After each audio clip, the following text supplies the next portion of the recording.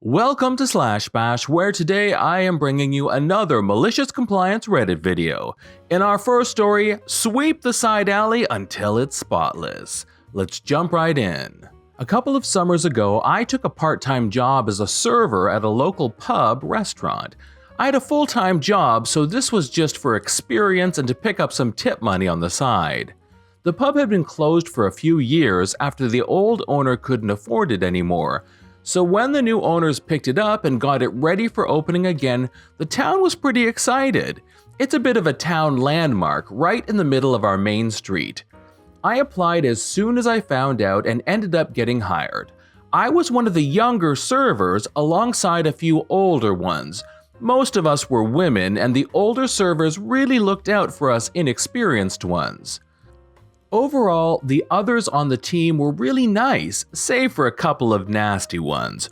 My new boss Gary, not his actual name, was, well, not as great. Gary's favorite saying was, "If you have time to lean, you have time to clean." He thought if we took even a second to catch our breaths, he was losing money from us slacking off. On slow days, he would find menial, pointless tasks for us to complete.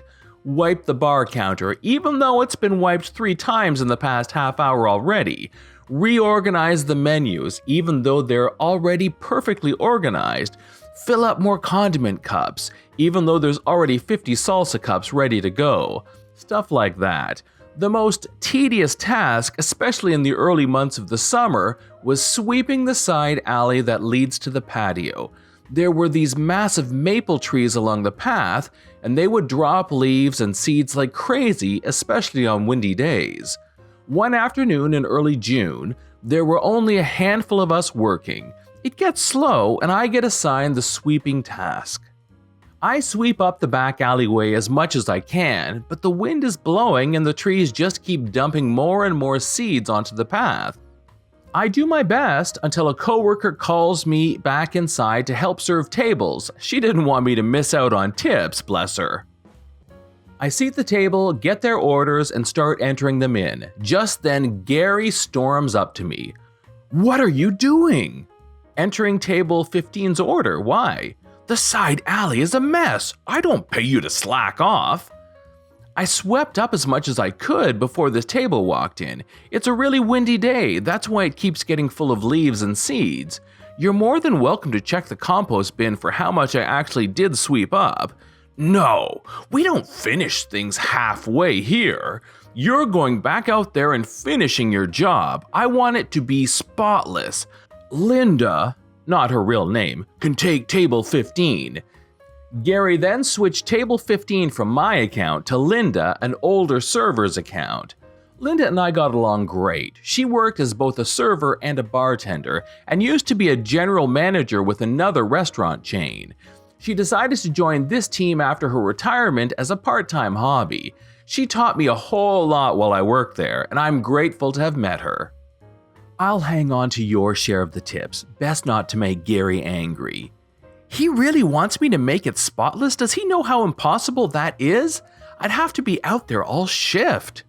That's when Linda gave me a smile and the light bulb turned on in my head. I still had 2 hours left in my shift, and it was going to be right into dinner rush. I grabbed the broom and dustpan and got to work. I would sweep as much as I could, but every so often, another strong breeze would come by and hundreds more helicopter seeds would flutter to the ground. I kept going. At this point, it started to get busier. A lineup soon began to form out the door. Linda was taking care of tables, but very soon it became clear that the other servers needed someone else to deal with everyone. Linda let them know what was up, and most of them, who tolerated Gary at best and hated him at worst, understood. I kept on sweeping. Like Sisyphus in the boulder, the task was never ending. I scooped up pile after pile after pile of leaves and seeds to no avail. After 45 minutes or so, the side door opened suddenly to reveal a red-faced Gary. "Why aren't you in there serving customers?" I gesture at the alleyway. As if the gods themselves had heard the malicious compliance brewing, another strong breeze shook more seeds onto the partially cleared alley, right in front of Gary's face. The look on his face was priceless. He told me, in a quieter tone, to get back inside and start taking orders. I handed the broom off to him and he began to sweep. And sweep. And sweep. The other servers and I had a good laugh about it inside, and I managed to make decent tips that night. Gary realized he couldn't exactly fire me for following his orders perfectly, and ended up being more relaxed about the side alley. No one really cares about some leaves and seeds on the ground, so long as they're not obstructing anyone. I ended up working there for the rest of the summer before quitting. I hear the pub had to be passed on to new owners after Gary's disorganization got the better of him. My next shift, I found a broken broom in the garbage.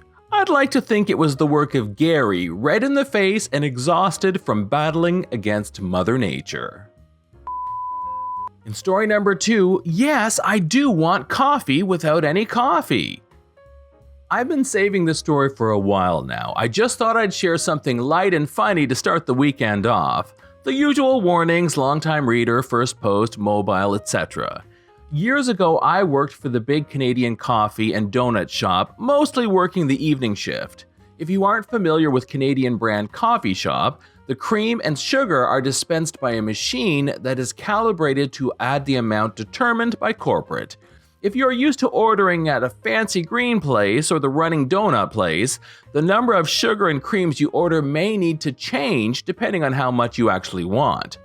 One night, we had these 3 bikers drive in, and you could tell they had been on the road for a while. Their ringleader was your stereotypical biker, tall, wide shoulders, big beard, covered in leather. His friends were shorter, but otherwise still had the whole tough but tired look going on. My coworker was in the back working soup and sandwich, but it's only 3 people and it's been a slow night. No worries. Just need to get these tired boys some caffeine and wish them a good night. I want an extra large 12 and 12. Are you sure? Did I stutter? Okay, but that's only... Did he stutter? No, he did not. So off I went to make him exactly what he asked for. I grabbed a cup and put it under the sugar dispenser while I pressed the ×3 button 4 times. 12 extra large shots of sugar. Then I went over to the cream dispenser and did the same thing. Now, fun fact, the cream and sugars are measured to dispense 1/12 of the cup size you are selecting. So, by the time all 12 shots of creamer were dispensed, the cup was basically full. I stirred the creamy sugar mixture around before I poured an itty-bitty splash of coffee in his cup, just enough to bring it up to the safety line on the cup.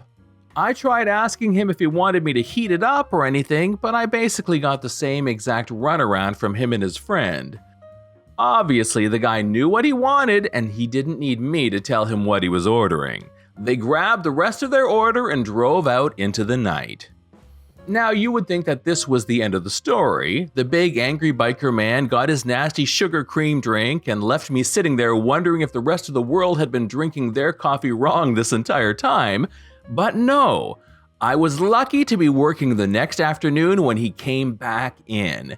Mr. Ringleader came back in all by himself the next day and shuffled up to the counter. I could tell he must have been embarrassed because his voice was a lot softer this time. He knew he messed up. The glorious aftermath is that he apologized and confirmed that the drink had been utterly disgusting. Turns out he was used to ordering from the fancy green coffee place, and they use way smaller measurements for their cream and sugar. Once I knew where he was used to ordering from, I made him the approximately same drink using our measurements, roughly a triple, and sent him on his way. I only wish I could have seen his face when he took that first sip. This is John from /bash. Thanks for watching. If you've enjoyed the video and want to see more of them, then hit that subscribe button. We would love for you to drop a like, share it with your friends, and we will see you in the next one.